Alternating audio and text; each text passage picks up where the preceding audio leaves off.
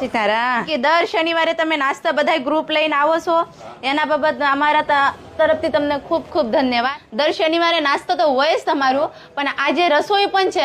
રસોઈ શેના બાબત પ્રભુજીને જમાડવાનું? આજે મારા ઘરના ને શ્રાદ્ધ છે. હા હા, એટલે કીધું કે આપણે શ્રાદ્ધમાં સગાવાલા કરતા પ્રભુજીના પ્રસાદ. વાહ ભાઈ, હા તમે બહુ સારું. અને આજે શું બનાવવાના છો દાદા તમે કાકા? અત્યારે બનાવવાના છે ભાજી હા અને પુલાવ હા. અને ગુલાબજાંબુ. હું એવું કહેવા માંગુ છું કે અહીંયા આશ્રમે આવું ને તો મને દુનિયાભરની શાંતિ મળે છે.